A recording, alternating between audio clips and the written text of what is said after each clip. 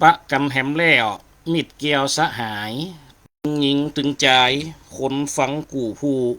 มาฟังกำจ๋าพันละนากล่าวอูของตุเจ้าตนนี่เก่าใหม่ถมกันละหันบ่มลี่กำแมงมานีห้องกอยจิกกุงอยู่ดิน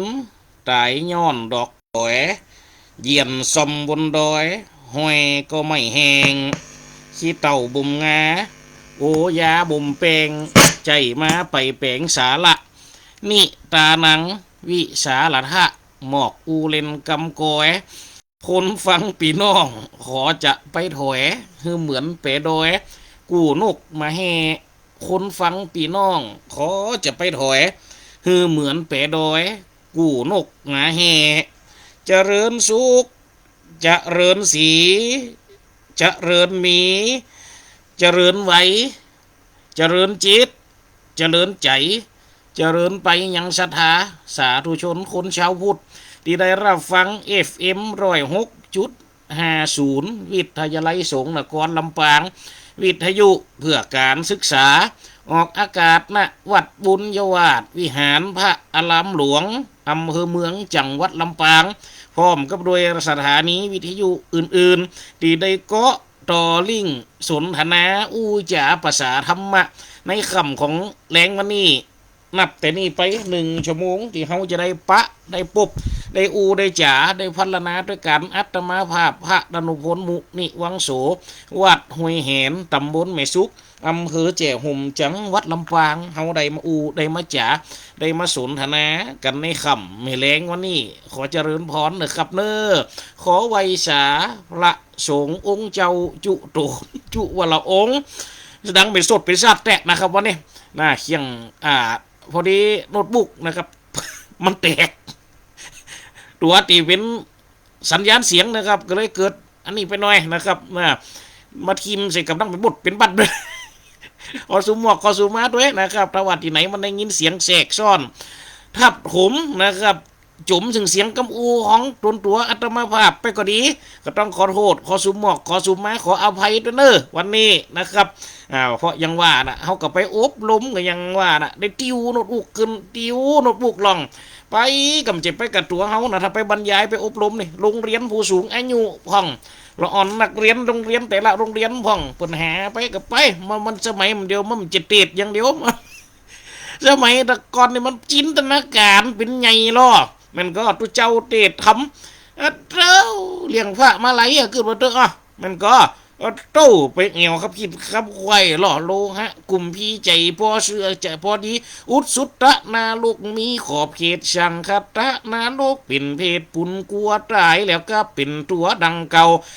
เวจีนรกนั้นเหล่ามันห่อนเอาปันดังฟ้องไฟมันก็ จินตนาการเอาแป๊มเดียวมันจะได้จินตนาการแล้วติวโน้ตบุ๊กนี่ไปถึงปุ๊บก็เคียงก็เสียบต่อออกอูจ๋าอูกำจิอูอย่างเดียวโล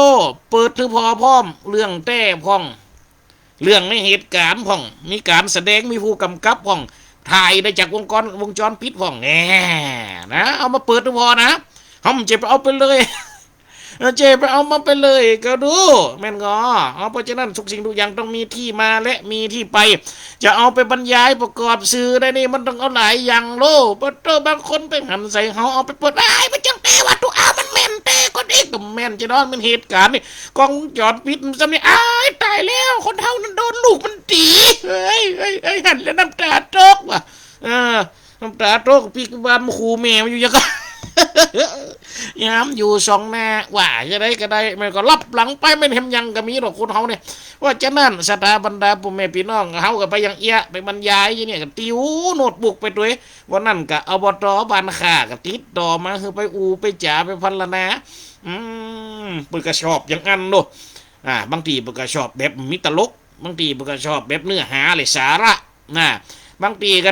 เอาตลกเหลียวแหลกแตกกระสวจะนั่งสมาธิเมียบางรายการอาจารย์เอาไปพาวะนาฮาเฮหรอภาวนาก็เอาจะเอาฮาเฮมันก็เอาศูนย์กันวะบนไม้นั่งสมาธิเมียแตกกันหยาบปะโตโอ้กันเศร้าเศร้าเมียสถาบรรดาพ่อแม่พี่น้องบางทีจะไม่ด้วย เอาไปมันจะเอาไปมันได้นะสถาบรรดาพ่อแม่พี่น้องยังมีกิจกรรมร้องเพลงบางทีคือศีลเอาทุกคนเฒ่าคนแก่ไปถือศีล8เอาตังคนเอาตังหมูไปอบรมบ่งกับเป็นอันนี้เนาะว่าโต้ร้องเพลงกันจาริยธรรมปัดเต้าเมียถือศีล8ตะกี้ขอมานี่ได้เป็น3-4วันคนเฒ่าบอกว่าเต้าลูกฟ้อนแยบเอาเมียเด้อเมียฟ้อนเยอะสปะสเปดเนาะสตาทั้งหลายเพราะฉะนั้นวันนี้นะอัตมาภาพกันได้ไปประสบเหตุการณ์มากับที่อูรบุกนี่ไปกุฏิกูตังไปถึงกระเสียบไม่เอาเขาไปเป่งมาวันนี้ช่างบอกหลวงพ่อน็อตหลวงพ่อหายไปหลายตัวมากกว่าป้าตัวมันเต้ก็พอตั้งหลังยังเปิดปตีกาบงาบตายล่ะค่ะเอกะอย่าเสียงแหมกี่บาทโม่เป็นยังอะซ้ำอันนี้ใจคือมันใจใดไปก่อนบัดต้องไปชวกเดี๋ยวนอดนี่เอกะวัดเต้ามาถึงวัดพนอยถามทุกพี่เป็นยังได้ฟองเมียบะเฮ้ยเดี๋ยวนี้นอดรถบุกก็หายบะยังไงหน่อยหูข่าวไรเก็บรถบุกมันหมดมันยังมันกลัวเอาของมันเหลืองหลังแต่เฮ้ยเอกะโอ้แม่ยายแก้วบานกาดปุงโถเข้ามาเมียวางไปเหี้ยจะได้หมวนะโถเข้ามาดิเต้เดี๋ยวแกจะเอากันทำไมล่ะไม่ย้ายแล้วเมียมันลุดไปกับมันวางหมวกำลังถือเข้าไปเดี๋ยวสถาบรรดาพ่อแม่พี่น้องตะกี้ความจริงมันก่อนนะเฮานี่มันตุเจ้าไอ้จะออกโลตะกี้แกจะออกมาเฮาฟังตะกี้ยังเป็นเพลงอยู่นะตะกี้ลังเอาเล็กแกตุไอ้เปิดเพลงให้คนเฮาฟังอย่างเงี้ยเฮาก็มากึดในใจเนาะแต่ยังได้ก็ตามเด้อถ้ามีเวลาก็ได้ปะกันยังเก่าตุเจ้าตัวนี้ยังจะเลิกยังจะละเฮายังจะปะเฮายังจะได้เฮายังจะได้จ๋ากันอยู่โลโอ้กำเจอันนี้โลอาทิตย์ตะแล้วก็เล่าไปก็เล่าด้วยการอัดเสียงเพราะตัวเฮาแต่ติดงานโตวันนั้นอ๋อติดก็ดีติดไปติดบ้านยังวันนั้นมันนาป้อมเจ๊กะไปติดบ้านนาป้อหรือบ้านยังนี่วันนั้นเมียแรงไงบ้านนาป้อไตกับบ้านยังหัวเดี๋ยววันนั้นกับนาป้อไตได้แฮมกี่วันนี่กับบ้านแพทย์น้องแดงกับมันนะเป็นโทรมาบอกทางเฟซบุ๊กกันตัวมาเตะกับนึงไปเตอกันไรกะไปได้หมดอันนั้นแม่หลวงแก้วแม่ยายแก้วบ้านกาดปูงโทรมาละเนอฮัลโหลเป็นอย่างดังเหรอฮะอย่างนี้มันโทรไปอย่างเหรอโอ้ขัดใจเร็วๆพอกำลังจะได้ยินเสียงมาจันเลยผมได้ยินกะสัญญาณมันขึ้นสัญญาณอยู่นะได้ยินกะแม่ยายได้ยินอย่างกันเดี๋ยวก็หายไปเดี๋ยวนั่งโซ่นะเนี่ยเดี๋ยวกันนะเดี๋ยวติดต่อหาเพิ่นกันจะได้หมอนั่นทางอินเทอร์เน็ตลังอันนี้เห็นแล้วกะเดี๋ยวกันเนอขอบคุณเจริญพรจัดหนักตั้งแม่ยายแก้วติดต่อมาดังก่อนนั่นนี่ออกก็เดี๋ยวออกก็แม่จันออกก็ออกอยู่นะเดี๋ยวนี้ทุเจ้าตัวออกเนี่ยนะแม่ยายเฮ้ยแม่ยายได้ยินเลยแม่ยายดังโซ่นะได้ยินกันเดียวขัดใจเดี๋ยวก่อนเดี๋ยวทุจะโทรตักปล่อยตังอันรายการของเพิ่นกันกันก็หายมันเดี๋ยวนั่งโซ่ตายละค่ะตายละเป็นตูดเป็นตาเฮียก้าเดี๋ยวนี้นั่งให้ลังเป็นตูดเฮียก้านี่เจริญพรเขาเจริญพรจัดหนักเนอะเดี๋ยวโทรมาบอกเนอะเดี๋ยวจะได้ติดต่อเข้าไปอ้าวตั้งรายการเพิ่นเนอะวิทยุเสียทานหมดก็ทางนี่ฟังได้ยินก็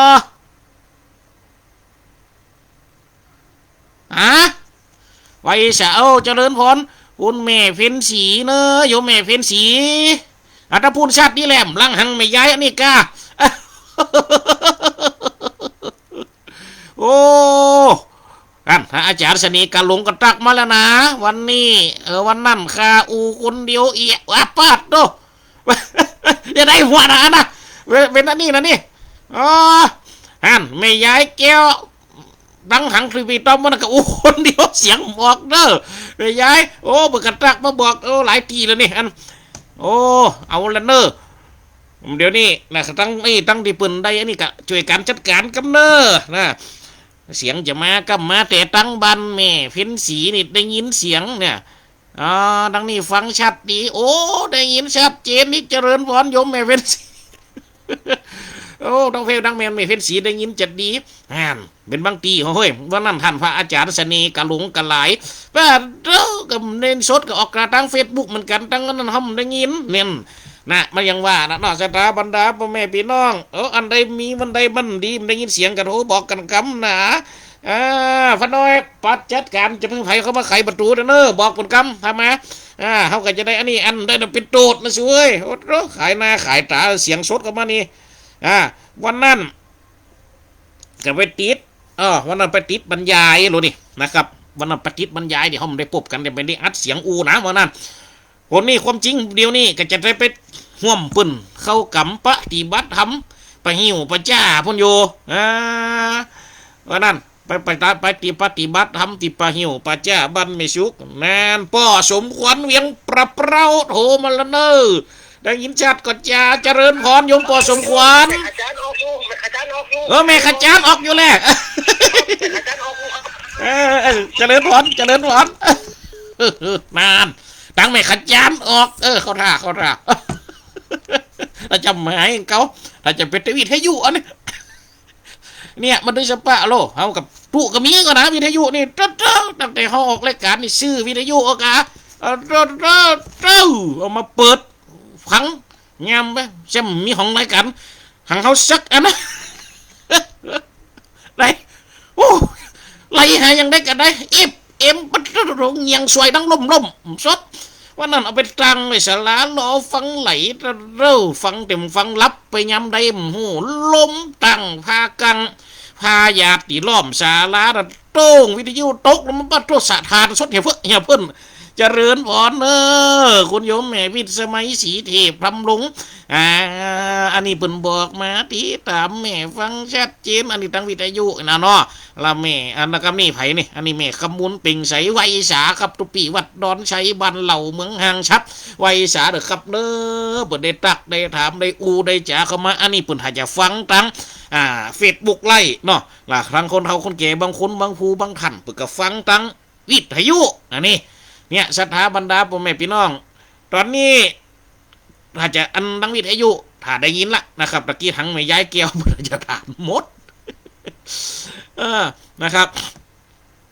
กันอาจารย์สนีกันหลงกระตักไหมนะเปิ่นก็ได้ยินละนะครับเปิ่นก็ได้ยินเพราะฉะนั้น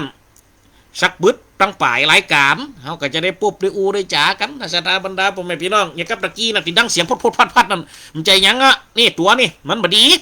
หัวสัญญาณเสียงนะครับติดตู้ไว้นี่กับไปอบรมละอ่อนเนี่ยเขาก็ยังว่าบนสั่งเอาไปก็ไปก็ไม่เจ้าอบรมกันเท่าไม่ตอนอบรมละอ่อนก็สายก็ใส่ดีกันยังว่านะเปิดกันตูนฟอกับกำกรจะมาเตะมาตัวยุบหนอปองหนอไก่หนอไม่ฟังอย่างละอ่อนมันก็เจ้าก็ไปเดินกันฟังกันร้องเพลงกันแล้วกันเราอูได้เกินตึกกลางทำมาลายได้ก็ได้นี่ทานก็ได้ละอ่อนมันน้อยรับจ่อเจ๊มันแฝงมันชดมันบนคูกระวกมันชดมันไม่คูกระวกตายแล้วกูเองก็ยังเนี่ยปูสิโดงมาเจ้าเรามั่มรำจะตู้เจ้ากูว่าถ้าจะได้กลายเป็นขาดตะกอนคนได้จะอยู่ในมันใดนี่ต้องทำใจนะสถาบรรดาพ่อแม่พี่น้องอย่างกับละอ่อนนี่เอาไปอุปลมอุมาพัดโตเอากับพอขนาดเอาไปวันแหลกปัดเจ้ายังเขียนปัดนี่แล้วหมูคูนี่เขาอยู่ได้คันถึงวันมันจะปั่นไหนเอาละเอาล็อกมาเกิดว่าแต่เขาก็อยู่ได้นะสถาบรรดาพ่อแม่พี่น้องปุบมือ5 ครั้งแบะปบให้ดังกลัวนี่กระตบแตบปัดเจ้ามันจะเอาอย่างอีกูจะมันบรรลุมือที่สูนี่ก็ยุ่งก็เฮ้ยกะต่อไปแม่สีบันเกินยางเนอโถก็มานี่เจริญพรแม่สีเนอได้ยินกันจ้าทั้งปุ่นได้ยินชัดดีกอยงแม่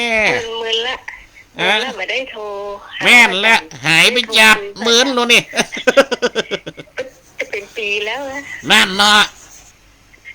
ไปอยู่ตั้งใดมามุมเรื่อยๆนะพ่อจ๋ามันโทรหาใครมันมีงานกระทำการทำงานแล้วได้ฟังกันอยู่กันเนาะยงแม่เนาะเข้าเจริญพรเตอะตะปูนได้ยินชัดดีก่อได้ยินชัดดีก่อตะปูนเจ้าได้ยินชัดเจ้าชัดเจนดีเนาะอีแม่ยงแม่ฟังตั้งวิทยุเนาะหรือว่าตั้ง Facebook ไล่ฟังตั้งวิทยุก็ฮะฟังวิทยุเจ้าฟังวิทยุ สตุเจ้า สาธุเจริญพรค รั รั ก บ ษาสุขภาพตัวเด้อ โอ้วางก่อนกับปัสสบายไปจะจัดหลายวันกำลังหายังแคว้นยังดียังมางยังใสมานี่ เจริญพรเนอะโยมแม่เนอะเอาก็ขอไว้สาศาลาหลวงคุณลำปางแน่เวียงละกอนเปิดกระตักมาไว้สาหลวงป่อสามม่านไตอันนี้บันแม่หลวงวัดแม่หลวงเปงพระธาตุเปงพระธาตุเต็มประเมินกับไฟกับมะไม้วิหารกับกระเปงวิหารแหมน่ะยังว่านะเนอะเปงของนักมันก็ตึงตุก ถามภาษามันเนาะนะครับมันนี่กะเปิดกระตักตายไว้สาเขามาก็ขอไว้สาบนจุดตนจุองค์ที่เป็นพระสงฆ์องค์เจ้าเนอะนะครับ ขอไว้สาอย่างกับตะกี้นะโอ้พระเจ้ามันก็ไปอบรมละอ่อนฝกกันหล่นใส่ฝกกันหล่นหัวฝกกันมาปืดฟ้าทั้งปืนบนล้อมฟ้าเข้ามาอยู่ใกล้กันในนี้เร็วๆป้าโตกับมึงคนเดียวกูกับโปโตกใจยังมาห้องงูห้องจุ้มเข้ามาอยู่ทั้งปืนโตในแหมก้ากับเอาฟ้าก็ล้อมโตไว้ฟังก็เข้ามาอยู่โอ้กูกับเอาออกไปเอาม้วนปัดเอาเข้าฝ่องหล่นวกไตฝ่องหล่นวกเหนือย่ำเขาสายป้าโตสายสัญญาณเสียงปุ๊ดฮักคำในนี้ป้าโตกูอย่างเงี้ยจะได้ก็มีเฮ้ยกะได้อบรมวะนะคุมข่าวโน้ตบุ๊กไปแปลงห้องสั่งห้องสลาผมมาปัดตัวแปลงคำฮันก็จะเป็นก็เอามีอย่างเงี้ยกับปูนสึกซักกะมีเนี่ยไปสู่ให้เป็นรถไฟอย่างกะสุบซอกแล้วกันเนี่ยไปอย่างกะไว้สาเนอตัวปีคนล้านนาคนล้านนาหลักกรใจในน้ำมาทำมาว่าทำมาสิลิพิคุอันนี้ก็ไว้สาเพิ่นเนออันนี้นี่กับไปในน้ำเพิ่นไปบรรยายไปกล่าวสัมโมทนี้เนี่ยคาถาเปิดกับนิมนต์ไปหลายเตือนะครับนิมนต์ไปวันนั้นก็ขอไว้สานะครับท่านทุกปี วางนี่กันนึงอันนี้ลำได้ปุ๊บได้ปะกันชักเดียวันนั้นผมไปเห็นเป็นจังใหม่ปุ๊บเขากำได้ประตูสกัมกับกันว่าจะไปช่วงนี้จวดไปหลายงานกับพ่อมีหยังเนี่ยมีการบรรยายผ่องเดี๋ยวก็เอาไปตรงตัดดีวันติดเนี่ยนะโดยเฉพาะโรงเรียนผู้สูงอายุเอาวันติดโรงเรียนละอ่อนนี่สมัครจะจันทร์ถึงศุกร์นี่วันเสาร์วันติดสมัครก็จะเป็นโรงเรียนผู้สูงอายุพอบนว่างจากกิจกรรมของงานแบบก็ไปเนี่ยอันนี้โลกเนี่ยสถาบันดาผมไม่พี่น้องไปประกาศไปไปจ๋าไปหันนี่เปิดคือถามบรรยายหลักของเราคนแก่ใครมียังจะถามก็ถามมาเนอะฝ่องยกมือสวัสดีครับหลวงปู่ครับยังไม่ยังจะถามหลวงปู่น้ำหนักตัวหื้อกับป้าโทษมันเกี่ยวอย่างกับธรรมะสักหน่อยนะเฮ้ยว่าหรือถามในธรรมในบนบรรยายมาถามน้ำหนัก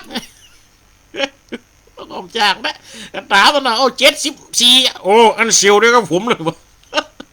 แล้วไปเซียวจะนะผมกับ74เองก็ว่าน้ำหนักอายุ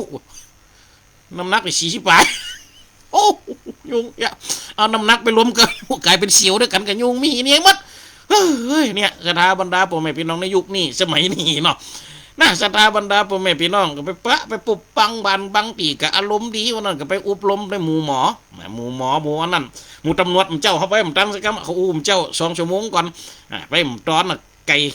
ก่เฟ้นกับอันหมู่เจ้าหน้าที่บายกับหมู่หมอหรอกของเขานี่ปิดท้ายผลหลวดตึงไวฟ้าโอ้โหกูมาเลย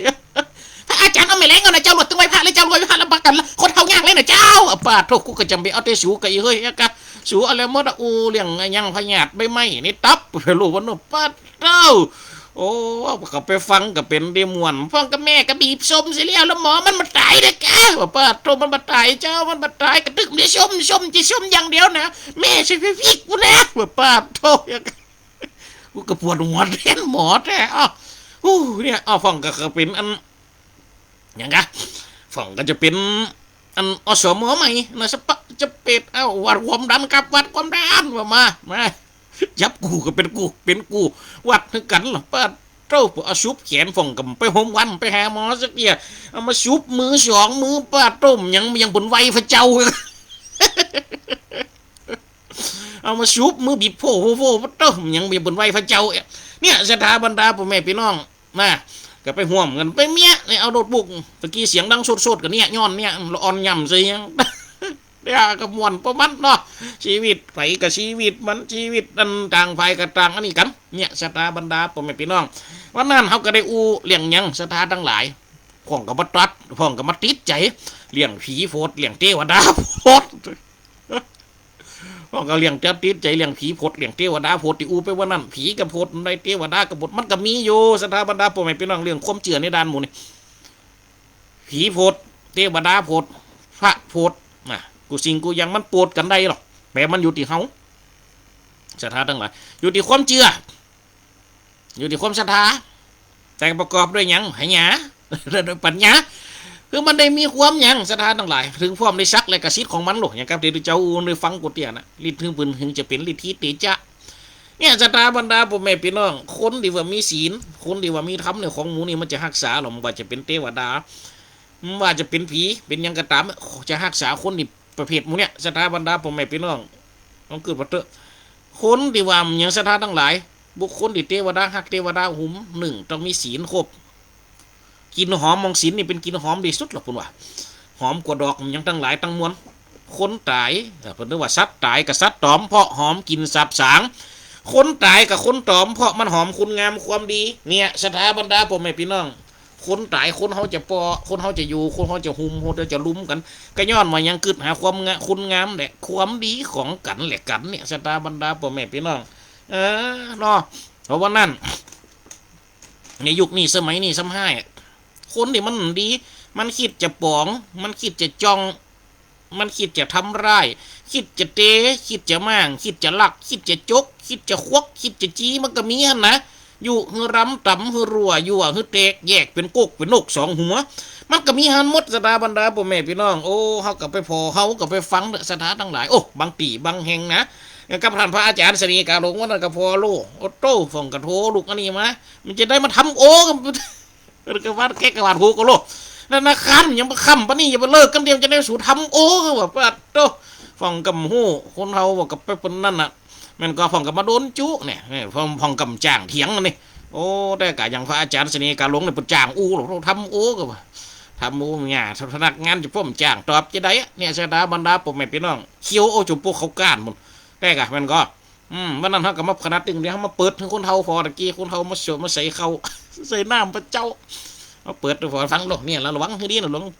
ผมใจเช็คเดียโทษละซับกลัวมาอย่างเนี้ยวะนี่ก็ฟังดูตอมเถียงนี่ก็โอ้ยังเป็นทำโอ้โหเสียมมันมีปัญหาเรื่องทำโอ้มาปัดเต้าโอ้กำจางนั่นเข้าใจก็ว่าทำโอ้เนี่ยหูจักกันตัวโอ้หูจักก็บรรเทาเนี่ยบรรเจ้าหูจักก็โอ้เนี่ยที่ใช้ยาคืนนั่นเนาะยะนะในห้องโอ้โอ้ยาคืนนั่นเนาะปวดแผงกันเพียมแรงมันถึงมีกูเวลาขั้นบรรยายนักจบไปปุ่นเนี่ยครูโรงเรียนผู้สูงอายุสอนกันสะเปียดไปปุ่นเนี่ยสถาบรรดาพ่อแม่พี่น้องเนาะเพราะฉะนั้นสถาบรรดาพ่อแม่พี่น้องในยุคนี้ในสมัยนี้เขาต้องรักษาอย่างหนึ่งรักษาตัวรักษาตนรักษาคือมันได้อย่างศรัทธาทั้งหลายคือมันได้เกิดขึ้นคุณงามความดีอันนี้คือตัวรักษาในแนวตั้งที่ว่าอันในแนวตั้งทำในแนวดันจิตดันใจรักษาไปไหนห้องว่ารักษาไปไหนก็มีอย่างมีศีลเนี่ยอย่างกับดูเจ้าได้อวยเนี่ยเดี๋ยวนี้วันนี้ตกเข้ามาเป็นวันติดนับนี้ไป1 2 3 4เนี่ยติดจันการและวันพุธที่จะถึงนี้สถาบรรดาพ่อแม่พี่น้องจะเป็นวันศีลนะทางบ้านเฮาเฟก็มีประเพณีเนี่ยทางหลวงเฮาเฟนะสงน้ำพระธาตุสงน้ำเจดีย์เนี่ยยุคเก่าเกี้ยที่ไหนก็มีวัดห้วยแหนเท่านี้6 เพ็งนัดนี่ไปแหมเดือน1เดือนมีนา6 เพ็งปุ่นเอาไปดอยผมซ้ำนะครูบาเจ้าสลิวิจัยโยหรือว่าครูบาเจ้าศีลธรรมเนี่ยอินตาเฟือนสิริวิจัยโยครูบาเจ้าเฟือนสิริวิจัยโยเป็นครูมาสร้างไว้ครูบาศรีวิจัยนะมีเดือน6 เพ็งมั้งอันนี้จะแห่กำคามตรงคำนี่วัดไปเห็นมันได้อยู่ไกลหน่อยลัดตรงลัดน้าไปหากันนะลัดตรงลัดน้าเพราะวัดเขาใหญ่มาลูกใหญ่วัดขึ้นมาปัจจุบันนี่วัดนี่ใหญ่มาพศ2517ดูวัดเก่าดังเดิมแต่ที่มันลึกขึ้นมานี่ได้จ่าลึกขึ้นมาจากทำผูก1จากได้ทำผูก1ยุคมั่มเก่านะชื่อว่าทำผมจัก ทำผูกนั่นเขียนไว้เก่าที่สุดพศ2417นะเอาทำผูกนั่นดูเอามาเป็นตัวชี้วัดเป็นตัววัดสร้างสมัยนั้นความจริงวัดมีก่อนแล้วนะวัดมีก่อนละก็เลยแปลงขึ้นเอาทำแล้วเปิดมาตรวจสอบก็เลยเอาทำผูกน่ะเอาเป็นอายุว่าเป็นของอายุวัดความจริงวัดเนี่ยก่อนมาแล้วนะแล้วก็ได้สร้างได้แปลงวัดปัจจุบันนี่ใหญ่ขึ้นมานี่บางคนมันนั่นอีแม่วัดเอวหรอเนาะญาติโยมไผว่านั่นมาเอวกะลืมจื่อไปละเฮ้ยจะเนาะมันก็ไม่เอวหาจุวัดมันนั่นก็หลายเตือโลแม่สมจิตบ้านประตูต้นเพิงแน่อันนี้ปลาลูกปลาเต่าปนมาเอวซ้ำนะเอาเตียนมาตามวันนี้เสียงละวันนั้นเสียงไปหลายวันละนะเตียนทางปืนวันนั้นเหลียคืบทั้งหรอทำวัดสูตรมหาสมัยมั้งใช่ไหมสูตรมหาสมัยมั้งซ้ำปัตโตเตียนไม่สว่างมันไม่นี่แล้วโลมันไม่กุ้งกระดาษมันแล้วโลต้องสว่างพระมหาสมัยจบเตียนกับสิ้นจบปานพอดีนี่สถาบันดาผมไม่พี่น้องก็เลยมาประกาศบอกมันให้เปิ่นเปิ่นได้นี่ได้ละนะให้เปิ่นได้หู้พอตีของนี่เปิ่นมาตามนะครับมาจุดเขาจุดมันจะจุดได้นะจุดสวดกันนะสวดไม่เจ้าหนึ่งวันนี่ทำเนียมเท่านี้วัดหัวแหนตามดีลุงเท่าบนบอกบนน้ำยานี่ไปเจ้าเตือเมียตอนเมียแรงเตือเนี่ยวันเตรียมไม่คืนแฮมเตือหนึ่งนี่ก่อนจะนอนมดกันนี่ซีเตือนะอันหนึ่งบวชสูตรสวดมนต์เนาะถึงเวลาลูกมากับไปสวดสายฟ้ายกมาแล้วปุ๊บไปยังอุเทศไปยันเจ้าคุมาเอกราชาบอกเทวดาอันนี้ไปหยะกลางดินนี่อันนี้ไปหยะกลางดินจุดเตียนสูบ2เตียน3เก่าเนี่ยสูบ3เตียน2 วันทั้งปีเนี่ยล่ะเขาไม่บอกข่าวเทวดาเขาได้รับได้รู้ได้หูได้หันหรอเขาก็เจียวกันโลกน้องมันก็ว่าไปฮะนะกาเขาก็จะมีอิทธิฤทธิ์นักโลกปึ่งเนี่ยก็เนี่ยสถาบันดาผมไม่พี่น้องเนี่ยเอานั่นปกติใจนะสิ่งมันนี่ถึงมีมาโพดเหรออย่างกับตำนานเมืองเชียงใหม่วัดอุปคุตโล2 สามีภรรยาในหันสมณีเจ้าออกบิณฑบาตเอาเข่าไปใส่เฮือนี่เยี่ยมเงียบตั้งแต่หันเป็นต้นมาที่เอาเขาไปใส่ฮือสามเณรบิณฑบาตยิบจับยังก็เป็นเงินเป็นคำเนี่ยยังกับการกุ่งหลุงเรืองเสตียงบันงามมันก็โอ้ได้เป็นมหาเศรษฐีโลมันก็ได้สร้างวัดสร้างวาจือวัดอุปคุตอโลนะอันนี้ก็เป็นตำนานที่พวกเรามาโลมันก็โอ้อย่าไปจี้นะการทำบุญทำทานนี่เนี่ยได้ยะทำได้ทำต้องทำหนักก็ได้ทำบอกมือเบียดเบียนตัวเก่าเจ้าปดประกาศนะเอาละเนอกับเนอวันนี้วัดเฮาเขากำกันนะครับพระสงฆ์องค์เจ้าได้มาอยู่กันนี้นะครับสาวปลายก็โทษนะครับวันพุ่งเมื่อเจ้าปุ่นจะเดินทางมาบินทบาทขวัญนะบ้านนาจองบันเฮาเนอกับเนื้อปลากันเตรียมตัวเอาไว้เตรียมครัวเอามาใส่บาตรกับพระสงฆ์องค์เจ้านะครับเนื้อเตรียมกันเอาไว้นะครับข้าวสารอาหารแห้งนะครับจัตุปัจจัยข้าวตอกดอกไม้นะครับตั้งบาทแรกก็เป็นบาทข้าวตอกดอกไม้บาทที่2ถัดไปก็เป็นบาทไวบาทมาม่าบาทที่3น้ำกาก็เป็นบาทข้าวสารเตรียมกันเอาไว้นะครับเน้อเจ้าบางคนนี่เป็นคุมกินหุมแตนเดียวกันไปซื้อกันกินกันฟ้องกับไปมันได้ฝากลูกอีลาไปซื้อมาให้แม่กามแม่จะใช้บาททุกเจ้าฟ้องกับโคตรสวยเวทาเตรียมข้าวตอกดอกไม้จัตุปัจจัยเอาใส่บาทโลมันก็นี่คนบนหุมกินหุมตานเนี่ยแอนกาบางฟองติ่มหุมกินหุมตานกับมาเนี่ยกับว่านะหันบนเนี่ยสาธุมได้ก็ได้ถ้ามีเลยแหงบางคนหันปืนแปะมันฝูกเจ้ามาละเม่งเสียงหลุดประกาศมาแล้วเปิดฟิงอีมัดสมิงมงคลจักกวาลทั้งแปดทิศเสียงบนมาละประกาศโล1 2 3ตอนนี้พระสงฆ์องค์เจ้าเนื้อกับเนื้อเดินทางมาผ่านหน้าบ้านหน้าจองบ้านเฮากูคนละเนื้อไผ่จะทำใส่บาตรกระปากันมาใส่บาตรเนื้อกับเนื้อไอ้ฟ่องกับบนยังว่าพ้นศีลคนทำกับตึงยังว่านะแต่งขาวไหมโลมันก็ฟ่องนั้นจะเป็นไปพูดเนี่ยไม่ขาวไปว่าไปเลยขาวเสร็จแล้วเปล่าเอาก็ไปว่าผมก็เลยพูดยังเป็นขาวเสร็จเปล่าขาวเสร็จแล้วเปล่าจะได้นอกขาวในดำแล้วก็หูใจเป็นนอกขาวในดำบ้าแต่ว่ายังจอมเบ็ดอยู่อ้าวเป็นจอมเบ็ดหรือหูใจเป็นจอมเบ็ดกูกระซ้อนยี่ลุ่มฮะนะว่าปาดเถอะเป็นจอมเบ็ดไงแล้วตัวไปซ้อนไงน้องเกิดว่าตัวเนี่ยไปว่าคือกัน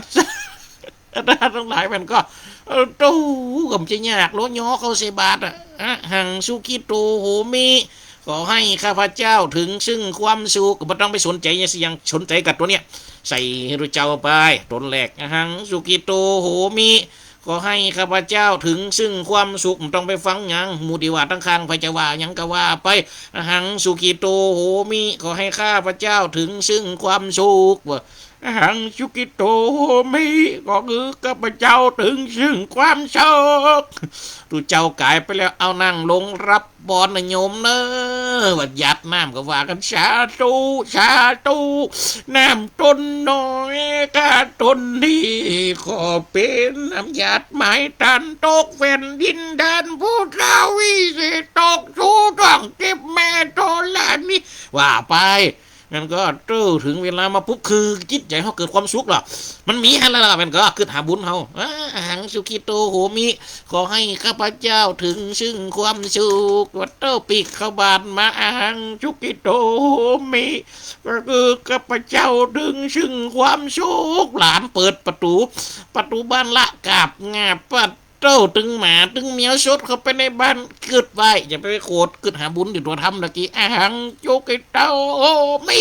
ข้าก็ข้าพเจ้าดึงซึ่งความสุขก็ไปโคดมันยันคิวยันกลางห้ามด่าดามได้บุญจะหายชดก็ไปในบ้านปัดเ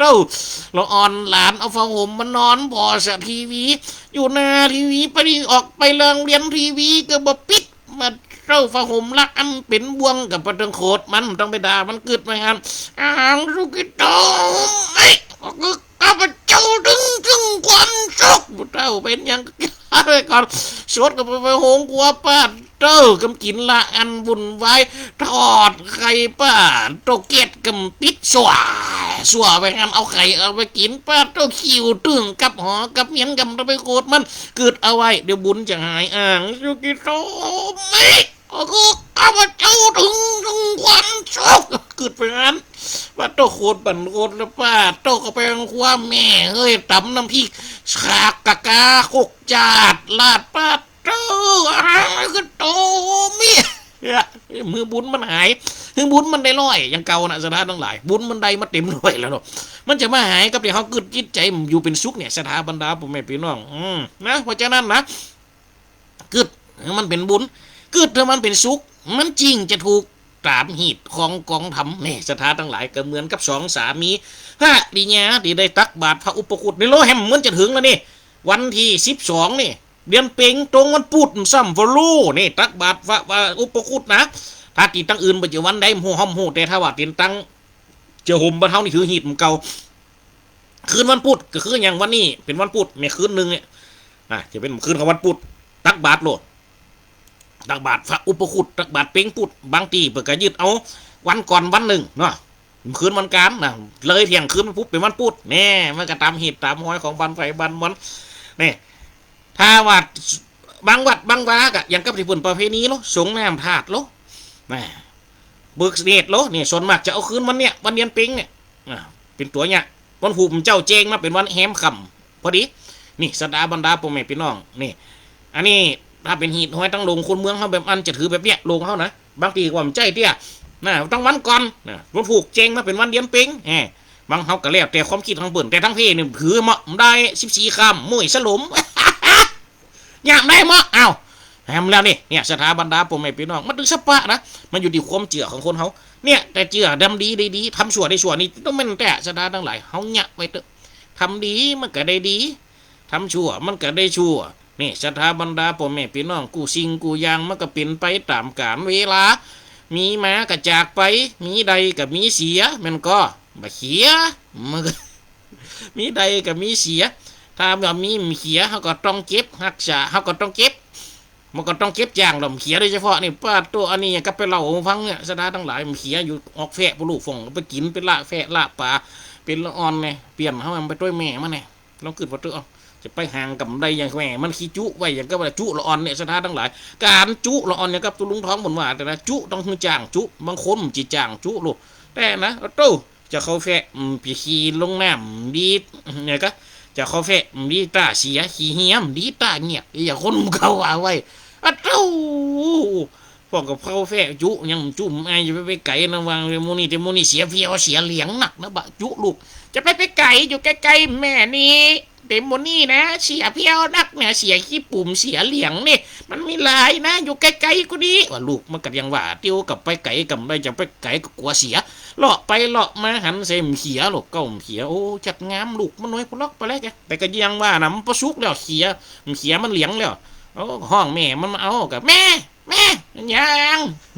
เนี่ยเขียเหลียงนี่เขียเหลียงฮะแม่มันได้ยินไปเสียเหลียงเด็กครับไป1 2 3ป้าต้นล่นตัวไฟตัวมันนะกะป้าต้มลูกมันหันแม่มันล่นนะคนนะกะป้าตึกยึกรมเมียกระสอบเกี่ยวล้นเอาไปปุ้มเกี่ยวล้นนะอย่าซิว่าเอาขวางกับซิว่าเนี่ยเอาไปได้ลุงตุ้มล่นได้คนกับมาอีชูมึงหันที่ไหนเสียเลี้ยงโอ้ผมจะว่าเสียเลี้ยงแล้วยังผมว่าเสียเลี้ยงเมียปลุนเลยฮะเนี่ยศรัทธาทั้งหลายมันต้องหูหรอมันก็เนี่ยกูซิงกูยังมันต้องมีของฝ่ายของโฟดของโปรดดูแลเนี่ยศรัทธาทั้งหลายให้มันที่12เนี่ยจะเป็นเป้งปุดเนี่ยดู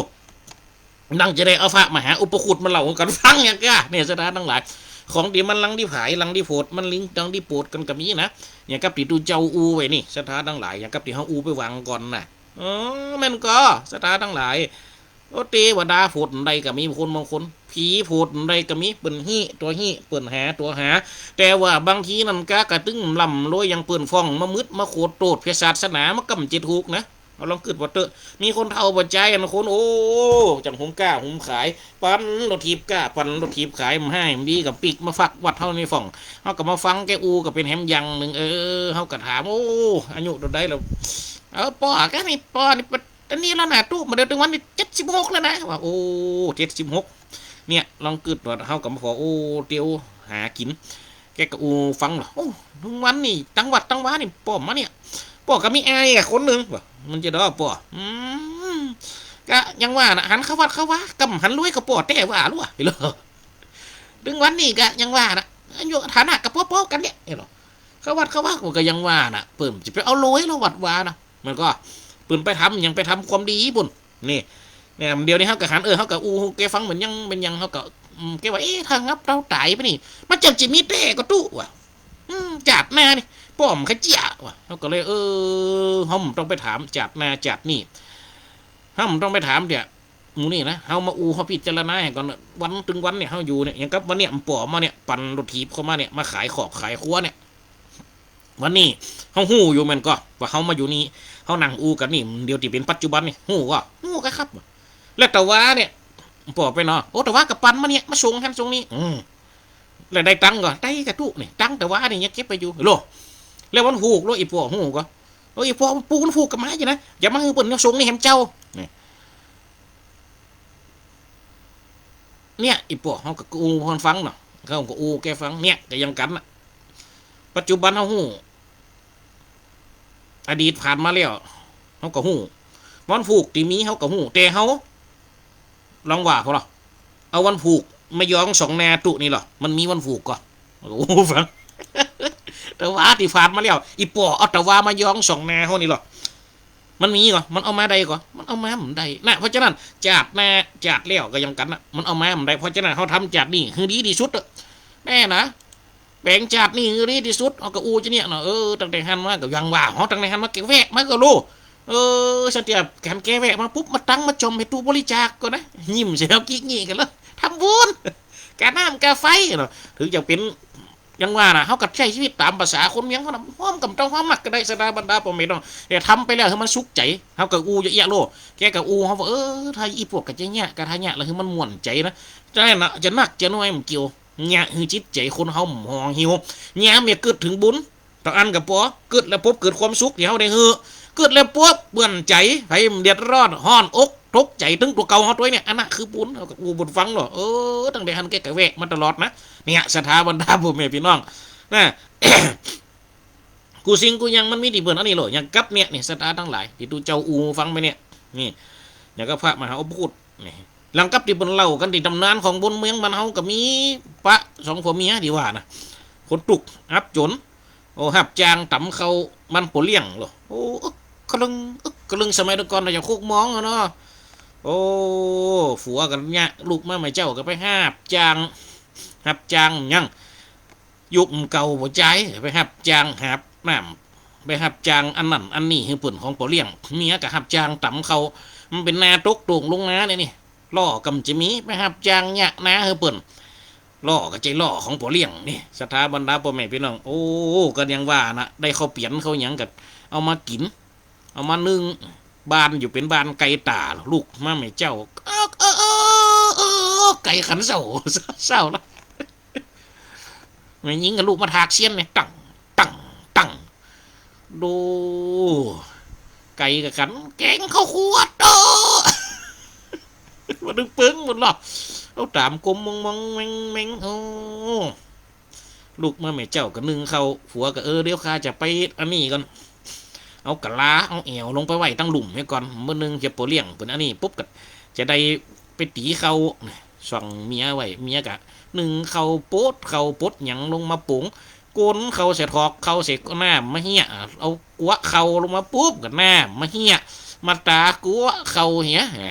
โป๊ดให้เขาลงมาถอกปุ๋งลงก็เสร็จกัวเขาไม่ดำเขาก้นเจ็บเขาเสร็จกล่องแล้วมดฮับผาก็แจงพอดีลูกแจงพอดีกำลังให้จะลงไปตั้งหลุมตั้งล่างปะเสร็จตัวเจ้าเท่าหรอโอ้ยผอมดำขี้ลิหลังกล่องคอยออยู่หันเตียวมาบินบาทกับอินดูนะคนเท่าโอ้ยคนเท่าลูกในหมูมาตัวเจ้าเท่ามาบินบาทโอ้ยแซมเขามีหันเหี่ยวหน่อยเดียวคืออะไรก็จะเอามาใส่ตุลุงเหี้ยนี่นะกระห้องดูมนหลวงพ่อนะเจ้านะนี่มนหลวงพ่อเจ้าหลวงพ่อนี่มนเจ้าได้เข้าดิในกล่องนะจึงมีหน่อยเดียวนะเอ้ยเอาไปใส่บาทให้ตุลุงเท่าเฮ้คนเท่าหับบาทปั่นป้อนรับดีโอ้ยว่ากันตัวหับบ่าวกูว่ากันตัววันเก๋มาวันจะกาโยฮัลโหลอีกาลูกโอ้ฟ้าว่าพี่ว่าตัวนี่เลยจ้ะโอ้ถ้าพ่อจะเห็นโอ้ยจะรอแล้วว่ากันก็มากึศยักทางดูเจ้าแต่ไปปั่นป้อนแล้วมดกับบีลงไปตุลุงกับไปปัดหูปัดตาสักหน่อยเนี่ยกำนี่ปุ๊บเมียกำจางได้กับไปเชาะก๋วยเชาะยังไหมที่เก็บไว้ละเอาก๋วยเก่าก๋วยแห้งว่ามาเจ๋น้ำก็ว่าจะมานึ่งคือผัวกับกำนี่ปุ๊บกับผัวก็ขึ้นเฮี้ยนมาเนี่ยกำจางว่าจะได้โอ้แม่หิงกับข้าเอากะลาเนี่ยไปแว่นนึงกับเตี้ยวกับเตรียมตัวเนื้อเดี๋ยวไปตีเขาคือบ่เลี้ยงคืนเฮียนมากับถามเมียเลยเขาอยากกินข้าวกับเมียข้าเอากับกินกับเขาตะกี้เขาไปตานให้ตุลุงเห็นผมมาบินบาทกับอินดูผลเท่าโอ้มีไผใส่ซักโคนปืดพอบาทกับเกาล่วงได้โอ้ผัวกับโคตรมืดนะสถาบรรดาพ่อแม่พี่น้องนี่หูกันโลผัวเกียวเมียเตีบเจ้าผัวเฟดเมียถีเป็นผัวดีเมียดีอยู่ด้วยกันเท่าจังซ้อนนึกว่าหรอโอ้มันก็เนี่ยสถาบรรดาพ่อแม่พี่น้องผัวเป็นเตีบเมียก็เป็นเจ้าด้วยกันพอเฝ้าแม่นก็ต่างฝ่ายดูแลนี่ยังว่านะฮะเป็นเนี้ยเข้าทิศกล่องสักหน่อยข้าจำอมพอผมได้คือมึงมันหายอยากผมได้เป็นเนี้ยข้ากระนึ่งก๋วยเนาะว่ามันเป็นยังเข้ามือข้าให้ก่อนอย่างว่าข้าก็อยากเนี่ยแต่ผัวกับดาเมียสักกำอยากเมียไปโยกโผยังมานักเห็ดตึกนักทึงแต่กองเข้าตะกี้ออกไปแล้วปืดพอเข้ากับมียังเก่าโอ้เนี่ยสถานทั้งหลายเป็นว่าได้ใส่บาตรกับพระอุปคุตพระมหาเถระเจ้าเขาไปถามคนเฒ่าไปถามคนแก่อันนั้นมันเป็นว่าเจ้าเก่าดอกบุญว่าหรอโอ้เมียพระพุทธศาสนาพระพุทธเจ้าตายได้200 ปลายกว่าปีก็มีมหาเถระเจ้าองค์เนี่ยขึ้นมาเกิดหรอกเป็นตัวเจ้าเฒ่าโลเปิดกับฟังหรอกสตาทั้งหลายเนี่ยก็เลยกลายเป็นตำนานสืบฮอดกันมาจนถึงปัจจุบันการเดี๋ยวนี้มันมีแต่ก็จะหาสตาทั้งหลายเรื่องที่ว่าหมูนี่มาโพดนี่สตาทั้งหลายเรื่องผีโพดเทวดาโพดมันก็มีแต่นะงั้นนี่เป็นเรื่องนี่จะเป็นเรื่องแต้มซ้ำตัวเจ้ากับเป็นอย่างนี้เหตุการณ์หนึ่งก็เป็นมีมหาเถระ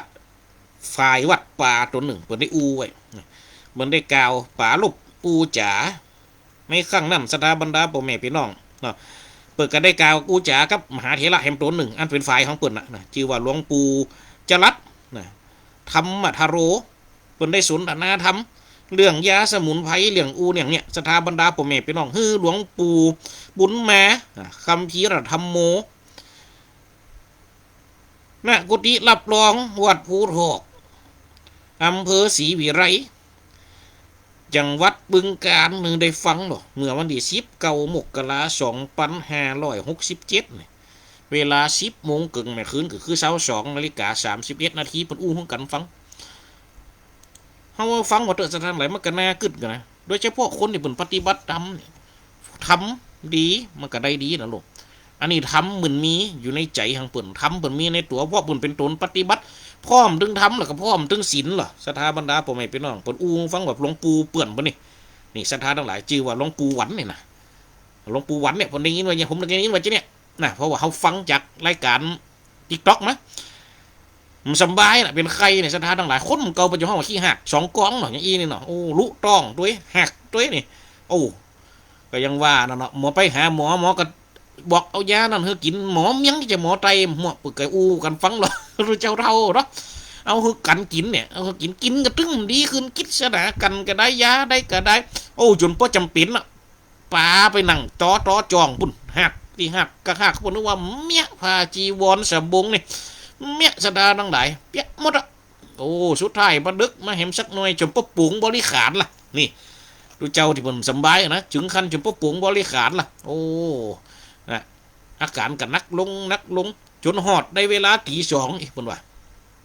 ยาใดยาไตยาอย่างก็เอาอยู่จนหอดได้เวลาตี 2รู้ยมลมยินลิ้วล่ะก็ตึงอย่างว่านะมันสบายนักพอใดก็แก้ถึงว่าอูฟังจนพวกเป็นตะคิวจนพวกเป็นจักกระโหลกคนเก่าในห้องมันเย็นล่ะมันเกี่ยวกินนี่เนาะนาแข่งนี่ปัตโต้ยุบนาแข่งยุบยังก็นี่คือถึงว่าเป็นจักเป็นตื้นไอ้นั่นน่ะแกยังว่านะเนาะคนเฒ่าเป็นตัวเจ้าเนาะโอ้นอนอยู่บนศาลาวัดภูกระแตนะพวกอูฟังเนาะไม่คณะนั่นเนี่ยพอดึกแล้วโล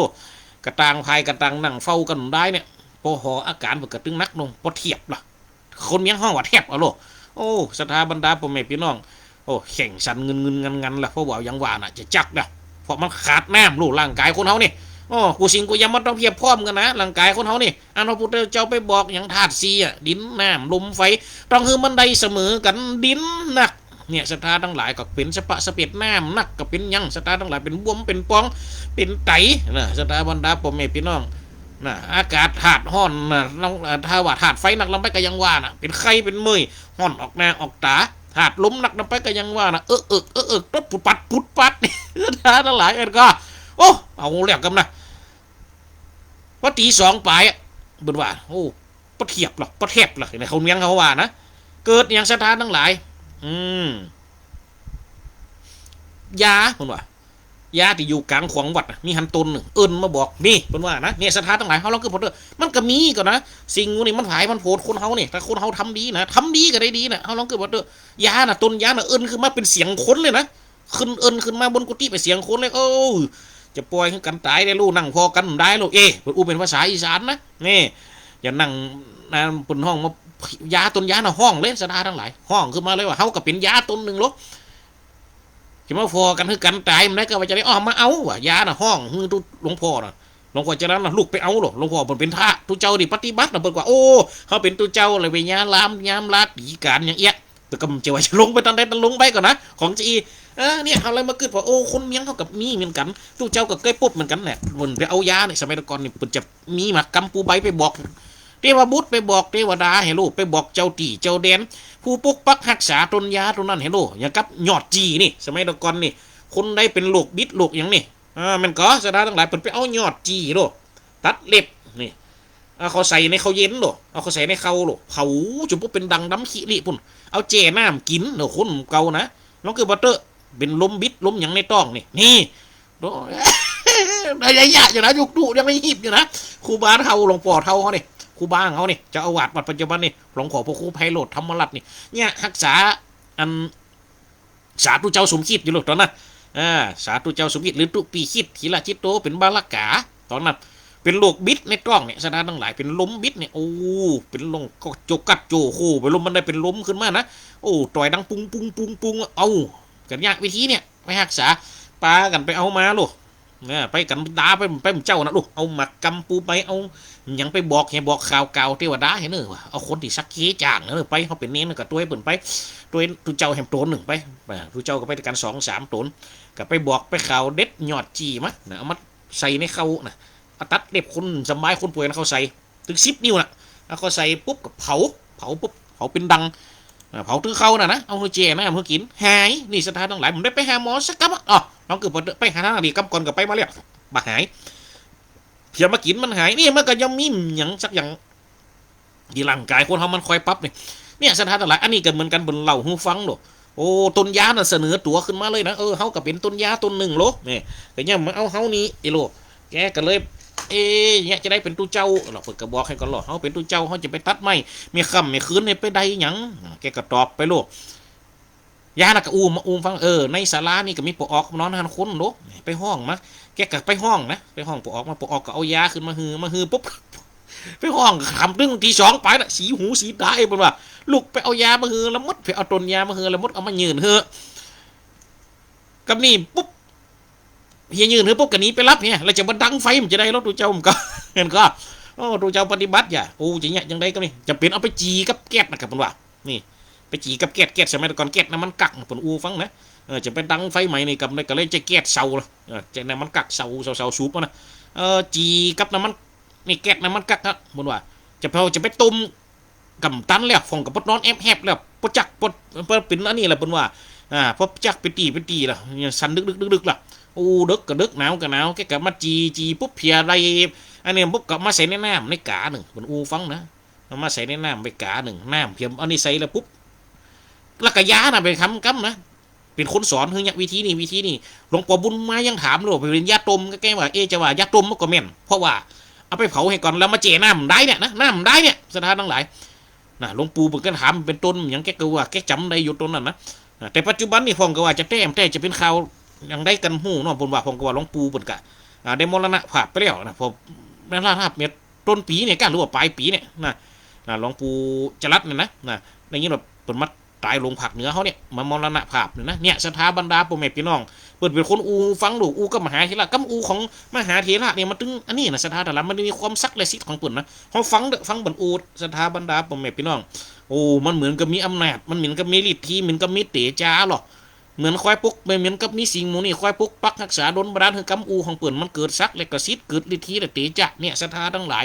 พระบรรฟังทั้งตำหายาที่บรรนะเอามาเจน้ำปุ๊บน้ำก็ออกแดงเลยก็เอาให้กินแก้วหนึ่งก่อนอยากเอาให้กินแล้วปุ๊บแกก็ดึงบอกหรอกน้องปอติ่มสบายนะถ้ามียาอีกกันนาทีเอามือกันกินถ้าว่าได้กินแล้วมันตายเอาวะก็ดูแลกันจนถึงตี4ปลายปึกกันหนาวแกว่านะหนาวก็ขอไปรับก่อนหลวงปู่จรัสนะขอไปรับก่อนฟูมเจ้าปิกมาแหมกำนี่ข้างๆตะคืนอาการปวดแทบแล้วนะลูกมาแหมกำเจ้าป้นนั่งแล้วนี่เขาคู่หวันนะเนี่ยสดายทั้งหลายหลวงปู่หวันนะลูกขึ้นนั่งเลยนี่เราเกิดบัตเตอร์ยังที่มันจะพายจะโพดนะสถานทั้งหลายพายโพดของมันก็ตึงมีนะเสน่ห์คนเขาทำดีไปมันตึงมีอันผายมันตึงมีอันโพดมันตึงมีอันปูดมันตึงมีเมตตาสถาบรรดาพ่อแม่พี่น้องก็ยังกับเนี่ยที่บนเราฟังเนี่ยเลี้ยงหาอุปคุตตะเถระเจ้าเนี่ยที่ออกมาโพดโปดคนตุกคนยากลำบากอับจนเนี่ยสถานทั้งหลายเนี่ยอย่างกับที่บนฟังสถาบรรดาพ่อแม่พี่น้องอย่างกับพระมหาอุปคุตที่แปลงเป็นเน้นน้อยขนาด2 สามีภรรยานั่นก็กึดหาอะไรหาเน้นกูนั่นตนนั้นพยายามไปตีเกาหันจัดมันไปตีแคมน้ำนะกระตึงปุบนี่แสดงว่าเมื่อออกมาเตี่ยหรอเนี่ยสถานทั้งหลายอย่างกับปีตุเหล่าหูฟังน่ะ2 ผัวเมียสุดท้ายกันที่ว่าหันตุเจ้าเท่านั้นไปเฟียได้เข้าได้อย่างมาปุ๊บกันเลยได้กลายเป็นเศรษฐีนะสถาบรรดาพ่อแม่พี่น้องอันนี้ก็เป็นการที่มันเล่าคนนี่เป็นเหตุการณ์ที่มันเกิดขึ้นนะที่เป็นเล่ากันในเกิดที่หูจะเป็นยุคได้สมัยใดสถานทั้งหลายเนาะเป็นเล่าของกันฟังมั้ยเนี่ย2 ผัวเมียกับพยายามไปหาตุเจ้าเท่าน่ะกระตึงปุบนี่สถานทั้งหลายถ้าว่ามีเวลาเดี๋ยวอาทิตย์แม่วันอาทิตย์ที่เก่าทำติดไหนเนาะอาตมาภาพก็จะได้มาเล่ามาจ๋ามาพันละนาคือฟังเรื่องประวัติของพระมหาอุปคุตตะเถระเจ้าเพราะมันไกลวันมาค่ะวัน12มาวันที่12เป็นเดือนเป็ง แซมมาตรงกับวันมาค่ะปู่เจ้าวันสำคัญนักศาสนาสัมเป็นวันเป้งปุดเดี๋ยวดูเจ้าจะได้มาเล่าเรื่องพระมหาอุปคุตตะเถระเจ้าตนนี่ให้ได้ฟังสถาบรรดาพ่อแม่พี่น้องตำนานมีบังเกิดเป็นตนมาเสดมหาเถระตนหนึ่งสถาทั้งหลายเฮารอฟังเอานะเพราะฉะนั้นในวันนี้สถาบรรดาพ่อแม่พี่น้องที่ดูเจ้าได้มานี่เพราะว่ามีคนมันติดใจเหมือนค่อยสอบค่อยถามมาตลอดเนี่ยสถาบรรดาพ่อแม่พี่น้องมันไม่แท้กะเนี่ยสถานทั้งหลายเรื่องที่ว่าฝีพดได้ค้นฝนได้อันเนี้ยเราก็บอกอันนี้บางสิ่งบางอย่างที่เป็นเรื่องแท้นี่ที่ทุกเจ้าฟังนี่ต่อไปปอสมควรเวียงเป่าเนอเจริญพรโยมปอสมควรครับแต่ที่ผมลืมพิทยุครับตะกี้ลืมพิทยุแหละแต่อย่างมันชุนละมุนลงไปครับครับเป็นทั้งกับตลกนี่แต่ว่านี่นะโอ้จะไปสีกูเนี่ยไข่หัวแค่นะก็ไปเมย์พวกไข่ด้วยนะไข่หัวขนาดนั้นนี่ก็เมย์เดี๋ยวเมย์น้อยตาโทกันไม่โมได้เป็นไข่หัวดีโมได้นะคือกำลังใจเนอะสาธุไว้ขาครับเจริญพรเนอะยมปอสมควรเนอะนะครับวันนี้นาทีเขาได้จ๋าได้ปะได้ปุ๊บกันมานี้กับหมกสมควรเกเวลาสถาบรรดาพ่อแม่พี่น้องเนาะที่ตัวเจ้าได้จ๋าวันนี้เดี๋ยวครับแถมชั่วโมงต่อไปนี้โอ้แม่สุขนมันหนองยางเจริญพรเนอะเจริญพรโยมแม่เจ้าแม่สุขนนะฟังอยู่เจ้าเจริญพรชัดนิดหน่อยต้องพูดเนาะเจ้าม่วนดีเข้าใจดีเจ้าชัดเจนนี่พระอาจารย์เนอะชัดเจนนี่เนาะครับสาธุตั้งใจพระอาจารย์สาธุเจริญพรพระอาจารย์พระอาจารย์เขาการทั่วภาคเลยนะเหมือนกันเลยโยมแม่ก็เหมือนกันเนาะสาธุที่หน้าฟังกันไหมเนาะอาทิตย์หน้าเอาเลี้ยงพระวัดพระมหาอุปคุตเนอะสาธุเจ้าอาจารย์ศรัทธาบรรดาพ่อแม่พี่น้องที่เขาได้ได้ปะได้ปุ๊บกันมานี้เนาะ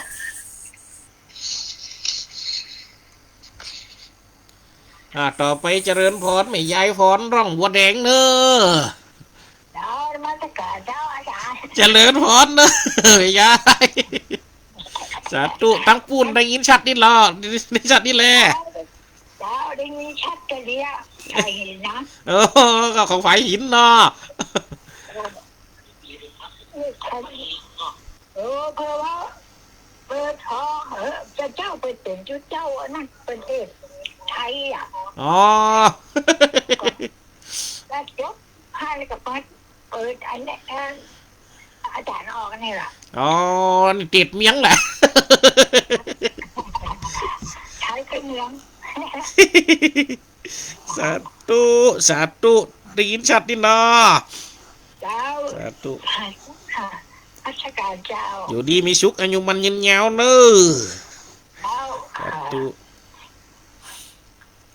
มือสตองแน่นอนสวัสดีกระหลงนั่นเดี๋ยวนี้นะ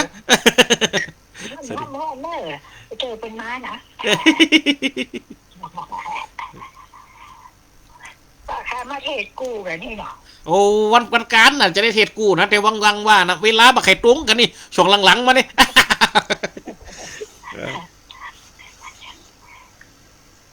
อนุโมทนาเด้อสาธุเดี๋ยวโยมแม่เนอะนมัสการเจ้าสายอื่นไปจะเข้าสาธุ